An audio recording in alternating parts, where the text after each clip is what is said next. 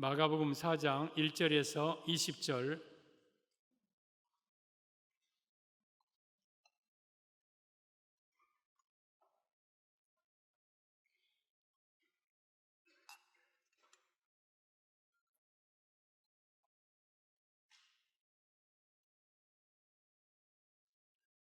함께 마가복음 4장 1절입니다. 시작. 예수께서 다시 바닷가에서 가르치시니 큰 무리가 모여들거늘 예수께서 바다에 떠있는 배에 올라 앉으시고 온 무리는 바닷가 육지에 있더라.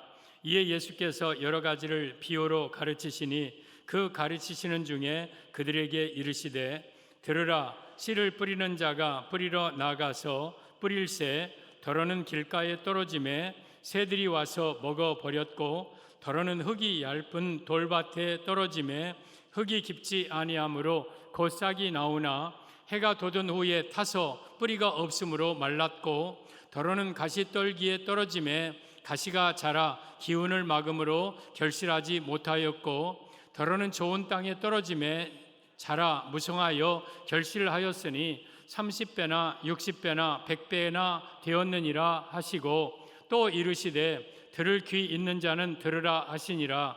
예수께서 홀로 계실 때에 함께한 사람들이 12 제자와 더불어 그 비유들에 대하여 물으니 이르시되 하나님의 나라의 비밀을 너희에게는 주었으나 외인에게는 모든 것을 비유로 하나니 이는 그들로 보기는 보아도 알지 못하며 듣기는 들어도 깨닫지 못하게 하여 돌이켜 죄사함을 얻지 못하게 하려 함이라 하시고 또 이르시되 너희가 이 비유를 알지 못할진대 어떻게 모든 비유를 알겠느냐. 뿌리는 자는 말씀을 뿌리는 것이라. 말씀이 길가에 뿌려졌다는 것은 이들을 가리킴이니 곧 말씀을 들었을 때에 사탄이 즉시 와서 그들에게 뿌려진 말씀을 빼앗는 것이요 또 이와 같이 돌밭에 뿌려졌다는 것은 이들을 가리킴이니 곧 말씀을 들을 때에 즉시 기쁨으로 받으나 그 속에 뿌리가 없어 잠깐 견디다가 말씀으로 인하여 환난과 박해가 일어나는 때에는 곧 넘어지는 자요 또 어떤 이는 가시떨기에 뿌려진 자니 이는 말씀을 듣기는 하되 세상의 염려와 재물의 유혹과 기타 욕심이 들어와 말씀을 막아 결실하지 못하게 되는 자요 좋은 땅에 뿌려졌다는 것은 곧 말씀을 듣고 받아 30배나 60배나 100배의 결실을 하는 자니라. 아멘. 오늘 제목은 열매 맺기 위해 이겨야 할 것들, 열매 맺기 위해 이겨야 할 것들이라는 제목으로 말씀을 드립니다. 집중하십시오. 예수님께서 갈릴리 바닷가에서 지금 여러 가지 말씀 가운데 오늘 이 씨 뿌리는 비유를 말씀하십니다. 들어봐라. 어떤 사람이 씨를 뿌리는데 어떤 씨가 길가에 떨어졌는데 새들이 흐르륵 와서 그거 먹어버렸다. 또 어떤 씨는 돌밭에 뿌려졌는데 흙이 좀 있어서 뿌리는 났지만 해가 뜨겁게 쬐니까 곧 시들어 버렸다. 또 어떤 씨는 가시밭에 뿌려졌는데 싹이 나서 간들간들 올라오기는 하지만 가시가 기운을 막아서 결국 열매 맺지 못하고 죽었다. 어떤 씨는 좋은 밭에 뿌려졌다. 그래서 30배, 60배, 100배의 결실을 맺었느니라. 그런 비유를 하셔요. 그러다가 이제 홀로 계실 때에 제자들과 주변의 제자들이 선생님, 아까 그 바닷가에서 그 씨 뿌리는 비유를 말씀하셨는데 그 뜻이 무슨 뜻입니까? 하고 물어봐요. 그러니까 제자들이 하나님 나라의 비밀이 너희에게는 허락되었으나 외인들에게는 허락되지 않았다. 그 비유는 바로 이런 뜻이다 하면서 이 씨는 말씀이다. 그리고 이 길가에 씨가 뿌려졌는데 새들이 와서 먹은 것은 사탄이 와서 그 말씀을 먹은 그 뜻이다. 그 두 번째 돌짝밭, 이 말씀이 듣고 기쁨으로 받기는 받지만 해가 떠서 뜨거운 환난이 오면 곧 넘어지는 자다.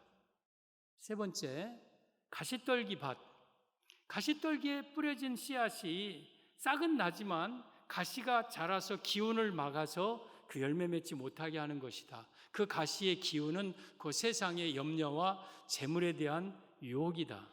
그리고 좋은 밭에 뿌려졌다는 것은 30배, 60배, 100배의 결실을 맺는 좋은 밭이니라. 이렇게 예수님이 해석을 해 주셨어요. 오늘 우리는 열매를 맺어야 돼요.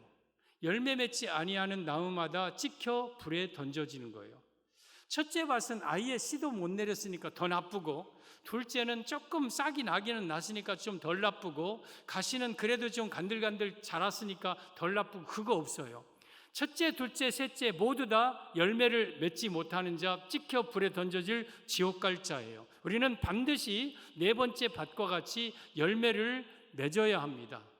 그러려면 열매 맺는데 방해되는 것들을 이겨야 돼요. 오늘 본문의 이 해석은 오늘 제가 해석하는 게 아니에요.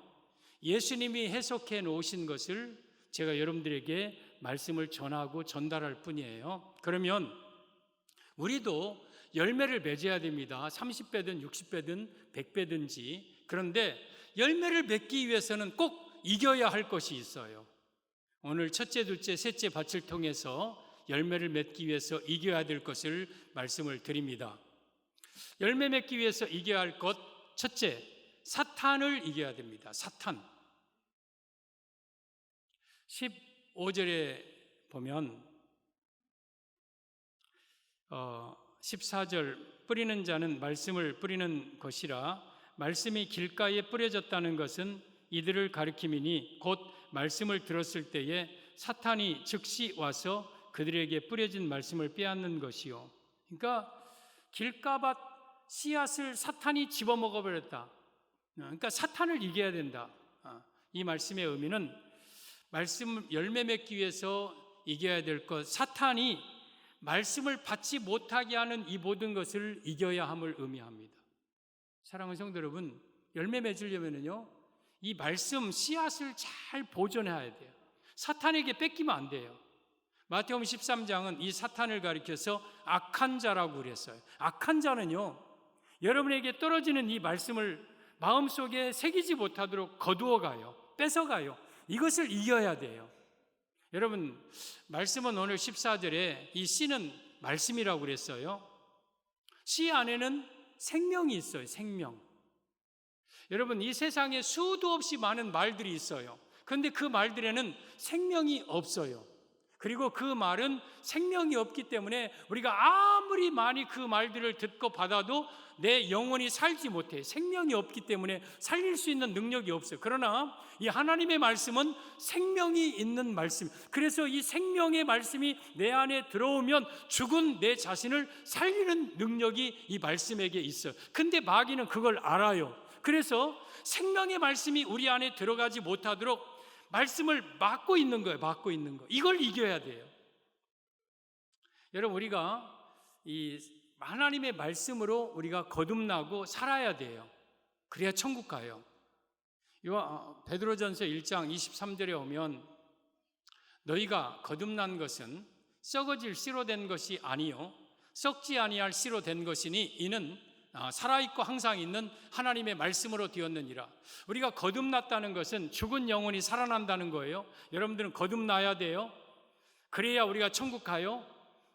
그런데 나를 살아나게 하는 것은 썩어질 씨가 아니다. 그러면 썩어질 씨가 뭐예요? 돈, 지식, 명예, 어떤 세상적인 권세, 이런 것들, 선행, 이런 것들은 썩어질 씨와 같아. 이것들이 나를 거듭나게 못하는 거예요. 아무리 돈이 많고 아무리 많이 배웠고 아무리 대단한 사람이라 할지라도 그것이 그 사람의 영혼을 거듭나기는 못해요.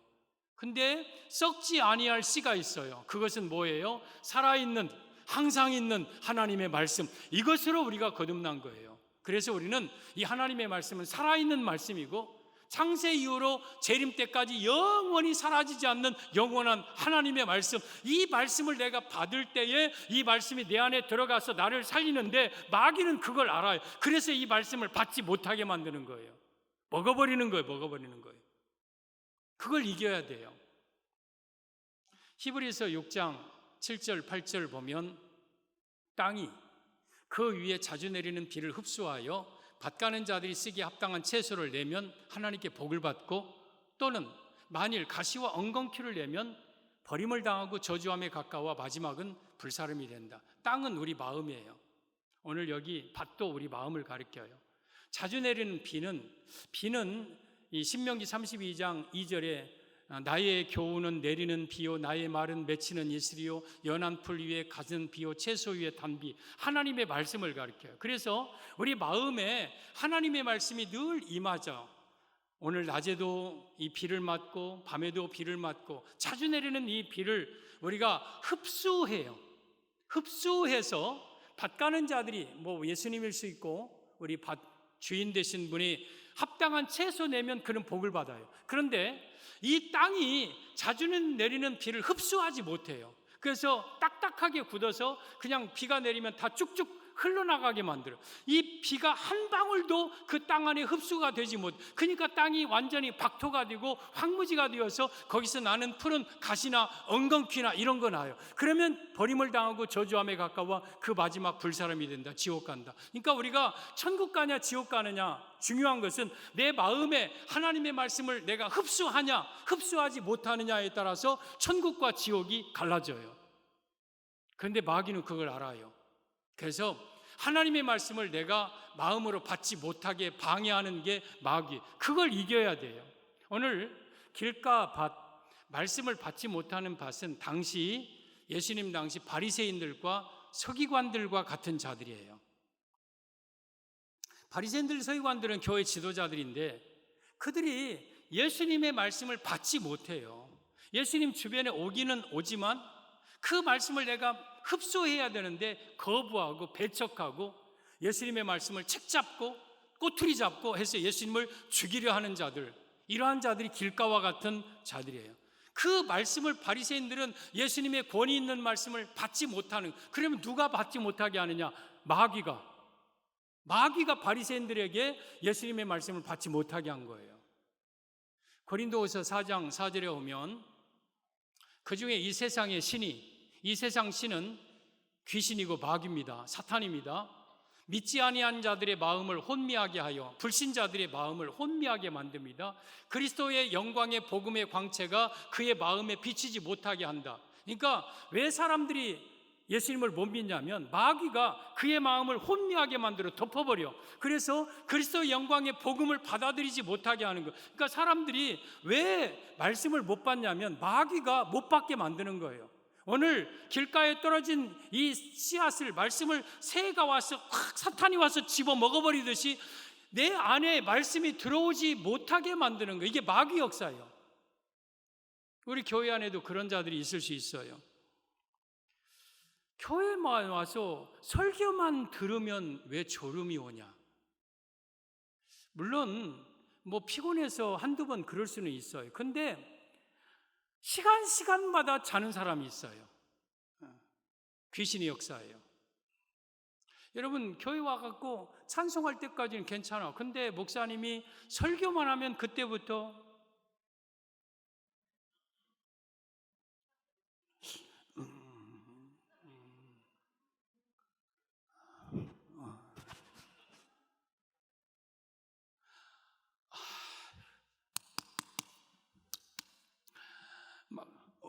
툭 떨어져. 귀신의 역사예요. 이거 마귀가 말씀 못 받게 하는 거예요. 그 기도할 사람들이 금식해야 돼요. 그런 것. 또 설교 시간에 왜 잡념이 드는지 모르겠어. 철이 잘했네. 불이 이렇게 생겼구나. 나 가서 또 오늘 점심 때 가서 뭐 먹지? 저 사람 뭐 머리카락이 오늘 뭐 염색했네. 저 빈자리가 저기 있네. 몇 명이나 모일까 이 교회는? 이런 자들. 마귀가 그러는 거. 마귀가 말씀을 듣는데 못 듣게 만드는 거, 뺏어가는 거예요. 또 의심이 들게도 만들어요. 말씀을 예수님이 십자가 못 박혀 죽으셨다, 그 피로 우리는 구원받는다, 천국과 지옥 간다 그러면 에이 무슨 쓸데없는 소리 하고 있어. 무슨 착하게 살아야 천국까지, 무슨 십자가의 피가 아이고 택도 없는 소리 하고 있네. 그러면서 앉아있기는 앉아있지만 말씀을 못 받아. 이것도 다 사탄이 하는 거예요. 앉아가지고 핸드폰 보고 왜 설교 시간만 되면 화장실 가고 싶은지 모르겠어요. 물론 여기 어르신들 화장실 가도 돼요. 참다가 터지면 큰일 나. 갈 때 되면 그러니까 가기 전에 먼저 충분히 비우고 들어와야 돼요. 그리고 막 여기저기 핸드폰 찍찍 울리게 만들고 막 무슨 문자 오게 만들고. 저는 교회 올 때 핸드폰 안 가져옵니다. 핸드폰 가져오지 마세요. 차에다 놓고. 이 모든 것이 마귀가 여러 가지로 나를 방해하는 거예요. 어린아이들 옆에 애들 막 보니라고 정신없이 뭐 자네 무슨 우유 먹여? 요즘 매일분유 남양우유가 뭐 어쩌다며 하고 애들 어느 유치원 보내? 그러면서 유아실에 앉아 있어. 다 마귀 역사야, 마귀 역사. 말씀을 듣지 내 자녀들을 통해서 어떤 것도 방해받지 못해야 돼요. 자기가 무슨 예배 지도자나 되는 것처럼 왔다 갔다 예배 시간에 교역자들 내가 그러면 막 그냥 불호령을 막 당신도 말씀 들어야 은혜 받지. 어디 자기가 무슨 예배 관리 감독자냐? 막 말씀 들어라. 그래야 산다. 그 어떤 사람은 또 이 말씀이 막 거부감이 드는 사람이 있어요. 말씀이 튀어. 말씀이 반발심이 생겨 막 억할심정이 생기고 막 그래. 이 모든 것이 다 마귀가 내 마음속에 이 말씀을 흡수하지 못하도록 방해하는 것. 이 모든 걸 다 이겨야 돼. 그래야 내 말씀이 내 안에 들어가서 싹이 나고 꽃이 피고 열매가 맺어서 내가 하나님의 백성이 되고 제자가 되는 거예요. 여러분, 우리는 말씀을 받을 때만큼은 절대 딴 생각하거나 딴짓하거나 하서는 안 돼요. 말씀을 흡수해야 돼, 흡수.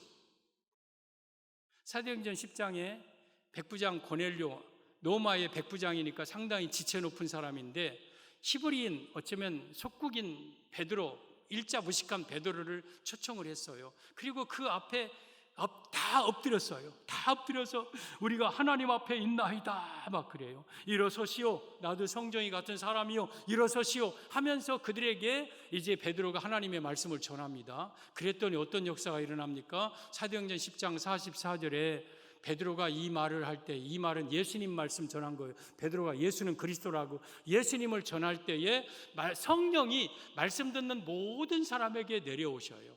그거 어떻게 합니까? 그들이 방언도 하고 예언도 하고 하나님 높이고 막 그들의 삶이 달라지는 거예요. 성령 받아. 그래서 여러분, 성령은요 말씀과 함께 임하시는 거예요. 여러분들이 하나님의 말씀을 정말 생명처럼, 내가 고넬료 가정처럼 우리가 다 하나님 앞에 있나이다 하고 그 말씀을 쫙쫙 흡수할 때에 말씀과 함께 성령님이 우리에게 임하셔서 그때 우리가 거듭나고 하나님의 백성이 되고 구원받는 거예요. 그런데 사탄은 그걸 알기 때문에 어찌됐든 간에 말씀을 못 받게 만들어. 이걸 이겨야 돼요. 말씀 결실하기 위해서 이겨야 될 것, 사탄의 말씀 받는 방해를 이겨야 되고, 둘째, 환난과 박해를 이겨야 됩니다. 열매를 맺기 위해서 이겨야 될 것은 환난과 박해. 16절, 17절 보면 또 이와 같이 돌밭에 뿌려졌다는 것은 이들을 가리킴이니 곧 말씀을 들을 때에 즉시 기쁨으로 받으나 그 속에 뿌리가 없어 잠깐 견디다가 말씀으로 인하여 환난과 박해가 일어나는 때에는 곧 넘어지는 자요. 지금 둘째 밭입니다. 흙이 얇은 돌밭에 말씀 씨앗이 뿌려졌는데 팍 기쁨으로 싹은 나. 그러다가 햇빛이 뜨겁게 찌면 막 하고 견디다가 쓰러져 죽어 말라버려. 왜? 뿌리가 없기 때문에. 이것은 예수님이 해석하십니까? 말씀을 받지 못하게, 열매를 맺지 못하게 하는 것은 둘째, 예수님 때문에 당하는 핍박을 이겨야 함을 의미합니다. 예수님 때문에 당하는 핍박. 여기에 교회 나와서 기쁨으로 말씀을 받아요. 그러다가 이제 해가 떠요. 환난과 핍박이 와요. 예수님 믿는다는 이유로 막 고난이 찾아와요. 그러면 그냥 중간에 포기해버려요. 나 예수 믿는 것 너무 힘들어. 나하고 안 맞는가 봐.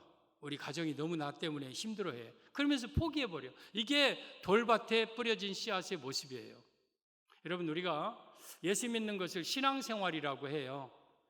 예수님을 내 마음에 모시고 신앙생활하면 우리가 왜 교회를 나와야 되느냐? 아빠, 나 왜 꼭 교회 가야 돼?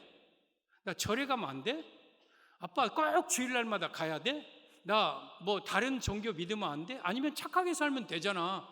근데 왜 우리는 꼭 예수님을 믿어야 되느냐? 왜 신앙생활을 꼭 해야 되느냐? 첫째는 예수님을 믿지 아니하면 죄가 용서 못 돼요. 그래서 그는 죽는 즉시 죄값으로 지옥 가요. 근데 예수님을 믿으면 죄 용서받고 우리가 천국에 들어가요. 그래서 우리가 예수님을 믿는 거고, 또 뿐만 아니라 이 땅에 사는 날 동안 우리 예수님은 마치 아버지처럼 어머니처럼 나의 삶을 다 책임져 주셔요. 어려운 일 있을 때 건져주시고, 또한 힘들어할 때 위로해 주시고, 모를 때 가르쳐 주시고, 어디로 가야 될지 모를 때 안내해 주시고, 병들었을 때 고쳐주시고, 또한 마음이 괴롭고 복잡할 때 평안을 주시고, 또한 물질적으로 어려움 당할 때 물질로 채워주시고, 자녀들이 힘들 때 자녀들 문제 해결해 주시고, 내 인생의 모든 문제까지 다 예수님을 믿으면 해결해 주셔요. 그래서 예수님을 믿는 건 이 땅의 축복과 천국의 축복을 위해서 우리가 예수님을 믿는 거예요. 그래서 아무나 예수님 믿지 못하는 거예요. 특별한 하나님의 택한 자만이 예수님을 믿게 되는 거예요. 그런데 그 예수님을 믿는데 그렇게 좋은 것만 받았으면 좋겠는데 한 가지 안 좋은 게 있어요. 핍박. 예수님을 좀 잘 믿으려면 그때부터 집안에서 핍박이 와요. 야, 너 교회 나간다며. 교회 나가니까 우리 집이 이렇게 되지? 나가지 마. 네가 무슨 교회야. 교회하고 우리하고는 안 맞아. 애초부터 우리는 조상 섬기던 집안이야. 직장에서 교회 나간다고 주일날 출근하게 만들고, 술 안 먹는다고 핍박하고, 승진 누락되고 막 이런 핍박들, 친구들 사이에, 또한 사회에서 예수 믿는다고 여러 가지 핍박과 박해가 와요. 이것을 못 이겨야 되는데 못 이기고 그만 쓰러지는 자들은 오늘 돌짝밭에 있는 자들이에요. 우리 예수님이 이미 말씀하셨어요.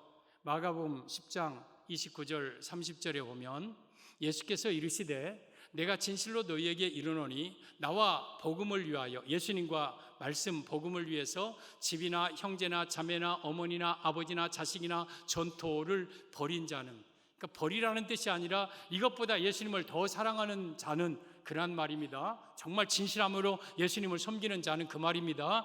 30절 세 가지가 있어요. 첫째, 현세에 있어서는 집과 형제, 자매, 어머니, 자식 전토 100배나 받고. 여러분, 우리가 예수님을 믿으면 너는 천국 가니까 현세에서 어떻게 살아도 돼. 그게 아니라 현세의 우리의 삶에도 예수님은 지대한 관심을 가지고 계세요. 그래서 정말 신앙생활 잘하면 이 땅에서 100배의 축복을 받아요. 여러분, 세계 역사를 봐도 알잖아요. 유럽이 다 기독교 국가였을 때 유럽의 나라들이 다 선진 국가였어요. 미국이 기독교 국가로 여러분 전 세계를 지배하는 나라가 돼요. 그런데 불교 국가들 보세요. 저 밑에 불교 국가들은 왜 이렇게 못 사는지 모르겠어. 힌두교 국가들, 또 이슬람 국가들 보세요. 석유는 많이 나고 돈은 많이 있는 것 같지만 사는 그 자체가 꼭 그냥 광야에서 거지처럼 살아. 근데 기독교 국가들이 이렇게 달지. 그러니까 예수 믿으면 현세에도 하나님이 이렇게 복을 주셔요.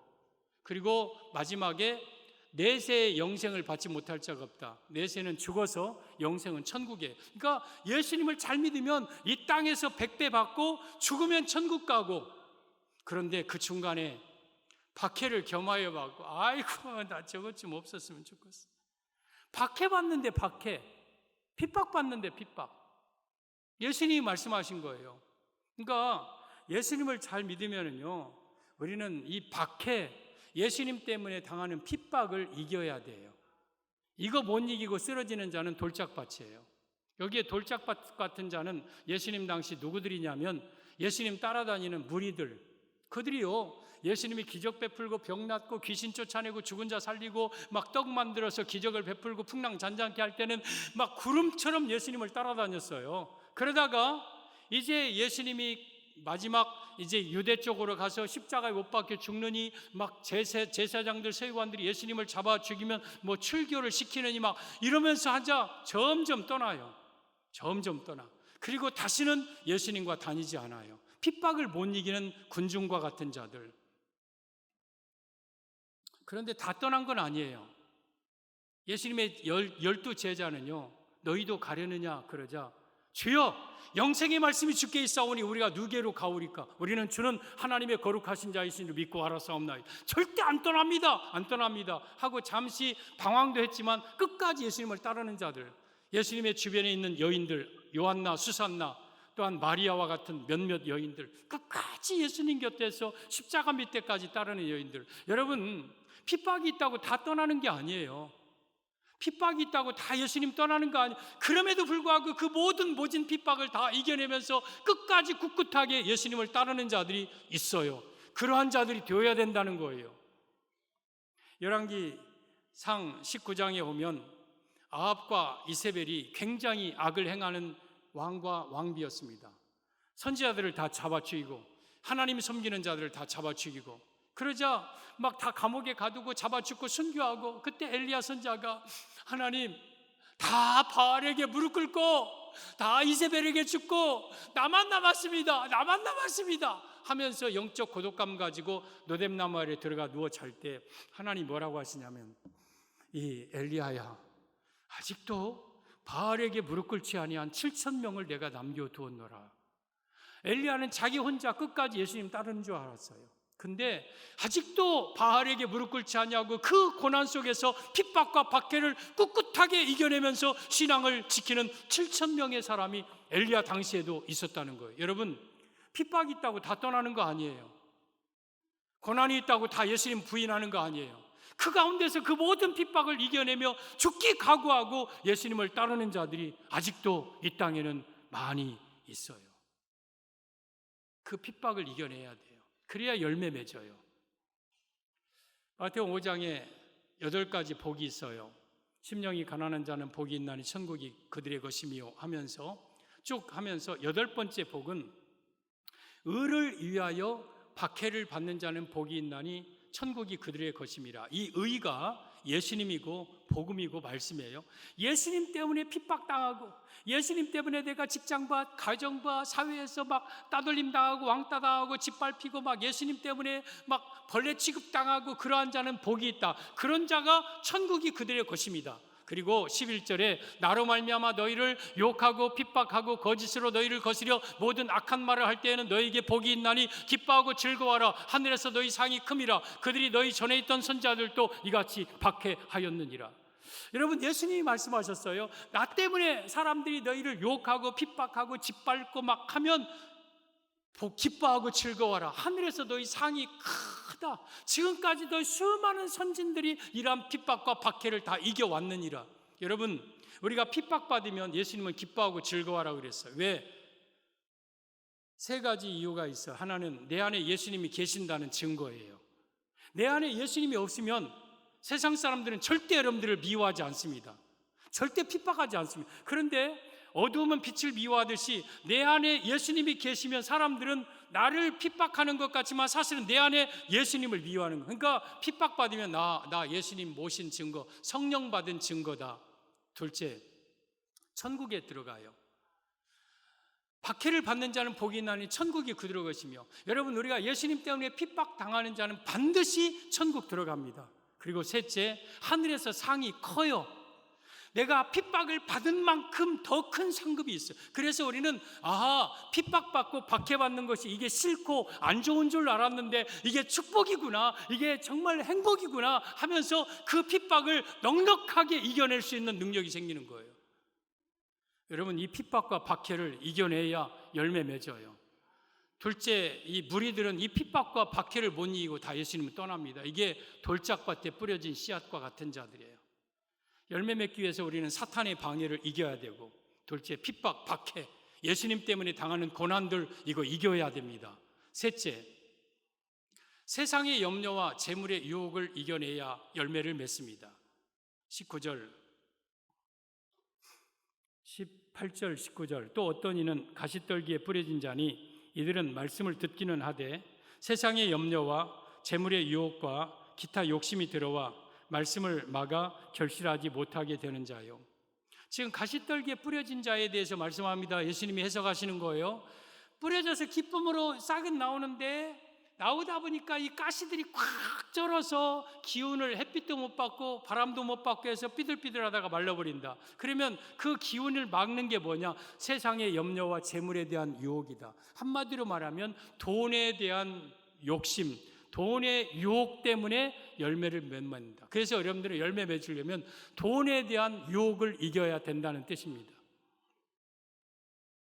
세상의 염려는 결국 돈 때문에 생기는 거예요. 세상의 모든 것들의 그 뿌리를 가보면 다 돈 문제예요. 왜 사람이 그렇게 염려하고 막 근심하고 걱정하냐? 이 돈 문제, 돈에 대한 욕심, 이런 것들 때문에. 그거 이겨야 된다. 그거 이겨야 된다.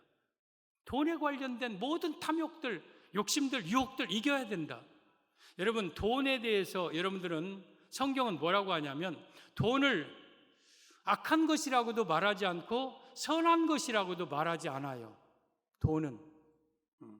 근데 그 돈을 어떻게 쓰느냐에 따라서 돈은 악한 도구도 될 수 있고 선한 도구도 될 수 있어요. 그래서 선악과는 그 안에 선과 악이 있는 과일 하면, 선악과가 뭘까? 어쩌면 돈이 선악과예요. 그거 손대서는 안 될 것들 손대고 그 파멸로 가는 거예요. 그러니까 돈 욕심. 그래서 돈에 대해서는 성경이 정죄하고 죄라고 말하지 않지만 돈을 사랑하는 걸 죄라고 그래요. 돈에 대한 욕심을 가진 것을 죄라고 말해요. 그래서 성경에는 돈에 대한 교훈들이 굉장히 많아요. 잠언 23장 4절, 부자 되기에 애쓰지 말고 내 사사로운 지혜를 버릴지어다. 내가 어찌 허무한 것에 주목하느냐? 정령이 재물은 스스로 날개를 내어 하늘을 나는 독수리처럼 날아가리라. 부자 되지 애쓰지 말라고요. 잠언 19장에 오면 속히 부하고자 하는 자는 멸망할 것이다. 빨리 부자 되고자 하는 자는 멸망할 것이다. 디모데전서 6장 7절, 우리가 세상에 아무것도 가지고 온 것이 없음에 또한 아무것도 가지고 하지 못하리니 우리가 먹을 것과 입을 것이 있은즉 족한 줄로 알라. 돈 욕심 내지 말아라. 10절에 돈을 사랑함이 일만하게 뿌리가 되나니 이것을 탐내는 자들은 미혹을 받아 믿음에서 떠나 많은 근심으로 자기를 찔렀도다. 돈 사랑하는 것이 일만하게 뿌리가 되고 이것을 향해서 결국 믿음을 떠난다. 또 여러분, 우리 히브리서 10장 5절에 돈을 사랑하지 말고 있는 발 족한 줄로 알아라. 돈 사랑하지 말아라. 그리고 누가복음 12장에 돈을 사랑하여서 쌓아놓는 자녀들 어리석은 자로 그의 영혼을 거둘 것이다. 디모데후서 3장에 말세에 고통하는 때가 이르는데 사람들이 돈을 사랑하는 사람들에게 고통이 임할 것이다. 야고보서 5장 1절에 너희가 말세에 재물을 쌓는 자들이 있느냐? 그 돈과 은과 금이 녹슬어 너희를 살을 파먹어 버릴 것이다. 돈에 대해서 욕심내지 말아라. 여러분, 돈에 대한 유혹과 욕심을 이겨야 여러분들이 열매를 맺어요. 왜 신앙생활을 잘 못합니까? 아이고, 교회 가면 돈 내라고 그래야.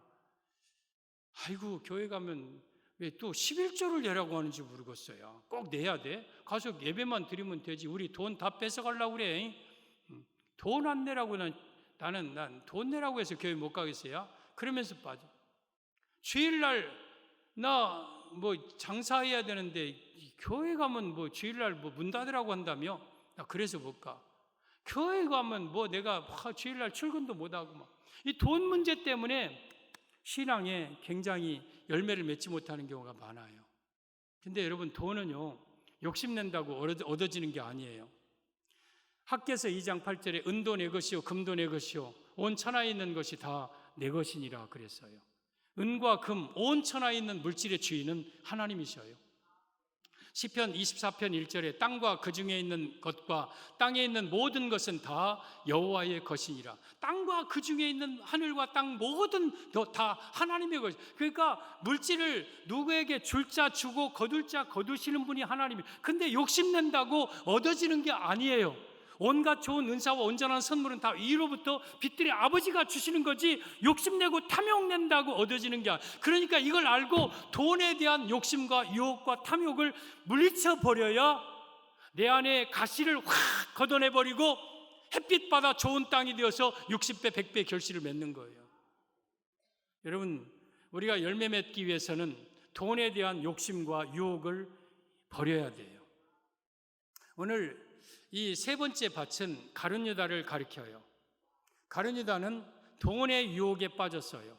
그래서 결국 예수님을 은 30에 팔아버리고 저주받은 사람이 돼요. 또 바로 이어서 있을 사도행전 5장에 아나니아와 삽비라, 그는 교회 신앙생활 열심히 한 자입니다. 그런데 돈에 대한 유혹을 끝내 못 이기고 저주받아 죽는 자가 됩니다.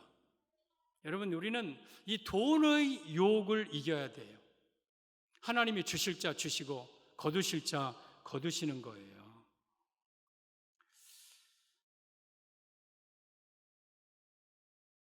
우리 돈 때문에 신앙 팔아버리고 돈 때문에 영혼까지 팔아버리면 안 돼요.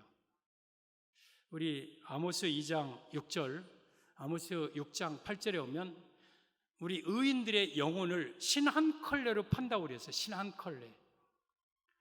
주일날 어디 가서 배추 따자. 이번에 5만 원 아니라 7만 원 준대더라. 그래서 배추 따러 가. 무안으로. 양파 캐러 가. 해남으로 가고 감자 캐러 가. 신 한 컬레 값이 신 한 컬레 값. 그것 때문에 내 영혼을 팔아버리는 거예요. 내 소중한 영혼까지 천국에서 살아갈 그 영혼을 신 한 컬레 값으로 팔아서 되겠습니까? 근데 돈에 대한 욕심이 있으니까 그냥 가버리는 거예요. 가버리는 거예요. 여러분, 우리는요, 돈에 대한 모든 욕심과 유혹과 탐욕을 버려야 돼요. 우리 스가랴 5장에 오면 우리 스가랴 보여준 8번째 환상 가운데 에바 환상이 나와요. 스가랴가 환상을 보는데 한 여인이 에바 속에 들어가 있어요. 에바는 쌀 뒤지에 쌀 뒤지, 약 22리터 되는 그 쌀통이에요, 쌀통. 그 여인이 들어가서 거기서 뭐하고 쌀 먹으려고 들어가는 거예요. 밥을 뜯어 먹으려고 들어가는 거예요. 그런데 보니까 둥근 납조각이 뚝 떠올라와요. 떠오르면서 이는 악이라 그랬어요. 그 여인이 에바 속에 들어가서 쌀 퍼먹고 욕심내고 탐욕 부리는 것은 악이라고 그랬어요. 그러면서 그 여인을 에바 속에다 구겨 넣어버려요. 그리고 둥근 납조각을 에바 아기를 꽉 덮어버려요. 그러니까 그 속에는 지금 여인이 질식해 있는 거예요. 그러면서 그 천사가 그 에바를 들어서 천지 사이로 들고 어디로 가냐면 시날 땅에다가 갖다 던져버려요. 시날 땅은요, 여러분, 이게 시날 평지 바벨탑이 쌓아진 땅, 여러분, 이게 세상이고 멸망의 나라고 무너질 나라, 니무롯이 건설한 그 땅. 그러니까 우리 성도들이 돈 때문에 막 한 입 더 벌려고 몸부림치면서 신앙 버리면 하나님은 우리를 들어서 시날 평지에다가 던져버린다는 거예요. 돈 욕심 내지 마십시오. 돈에 대한 유혹을 이기십시오. 그래야 여러분들이 열매를 맺어요. 오늘 이 돈의 유혹을 이기지 못한 자들이 가룟유다와 같은 자들, 여러분 아나니아와 삽비라 같은 자들, 돈 때문에 결국 영혼까지 잃어버리는 거예요. 이것 또한 열매 맺지 못하는 저주받을 자들이에요. 그럼 우리는 네 번째 밭이 돼야 돼요. 좋은 밭에 뿌려진 그러한 30, 60, 100배의 멸시를 맺는 자. 이 사람들은요, 여러분, 마귀가 말씀을 받지 못하는 것도 이겨서 말씀을 흡수하고, 이 사람들은 말씀을 받으니까 박해와 핍박을 이길 능력도 있고, 또 이 사람들은 돈에 대한 유혹을 다 버리고 여러분 천국을 소망하면서 사는 자, 12제자와 같은 자, 사도행전 2장의 초대교회의 성도와 같은 자, 이러한 자들이 여러분 좋은 밭에 100배의 결실을 맺는 자들이에요. 저는 여러분들이 이러한 100배의 결실을 맺는 그러한 자들이 되기를 바랍니다. 오늘 열매 맺지 못하면 우리는 다 죽어요. 마태복음 3장 10절에 이미 도끼가 나무 뿌리에 놓였으니 좋은 열매를 맺지 아니한 자마다 찍혀 불에 던져지리라. 여러분, 좋은 열매 맺지 아니하면 찍혀 불에 던져 지옥 간다는 거. 그래서 우리는 반드시 네 번째 좋은 열매 맺는 밭이 되어야 돼요. 그러려면 마귀를 이겨야 되고, 그리고 핍박과 박해가 와도 그 모든 것을 너끈하게 이겨내야 되고, 돈에 대한 유혹, 세상에 대한 염려들 다 물리치고 주께 맡기고 나아갈 때에 우리 하나님은 여러분들에게 여러분 100배의 결실을 맺는 축복된 성도들이 되게 하실 것입니다. 이러한 성도들이 되기를 예수님의 이름으로 축복합니다.